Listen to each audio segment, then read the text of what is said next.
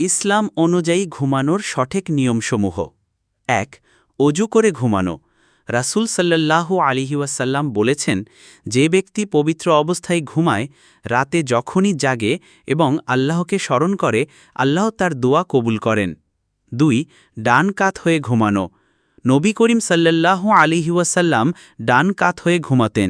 তিনি বলেছেন, তুমি যখন শয়ন করতে চাও তখন ডান কাত হয়ে শয়ন কর। ৩. ঘুমের দোয়া করা।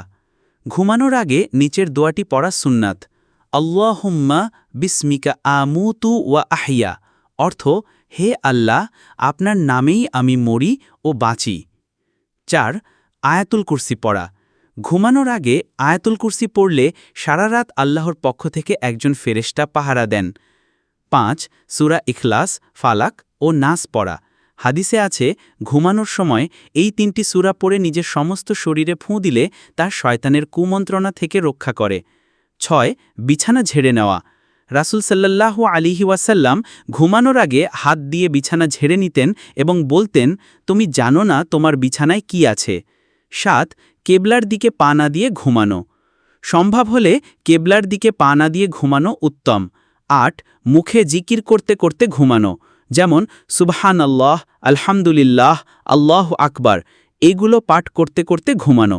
৯. রাগ বা ঝগড়ার অবস্থায় না ঘুমানো। ইসলামে পরামর্শ দেওয়া হয়েছে, কাউকে কষ্ট দিয়ে বা ঝগড়ার মধ্যে ঘুমালে রূহ শান্তিতে থাকে না। ১০.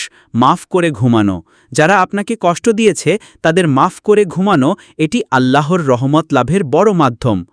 সংক্ষেপে ইসলামিক ঘুমের নিয়ম: ১. অজু করে শোয়া। ২. ডান পাশে কাত হয়ে শোয়া। ৩. ঘুমের দোয়া ও আয়াতুল কুরসি পড়া। ৪. ৩ কুল পড়ে ফু দেওয়া। ৫. বিছানা ঝেড়ে নেওয়া। ৬. মুখে জিকির করতে করতে ঘুমানো। ৭. কাউকে মাফ করে ঘুমানো। বন্ধুরা, আপনাদের কাছে ছোট একটা অনুরোধ, ভিডিওটিতে একটি লাইক করুন ও শেয়ার করুন। আপনার একটি লাইকে এমন ইসলামিক ভিডিও পোস্ট করতে আমার আগ্রহ বাড়ে।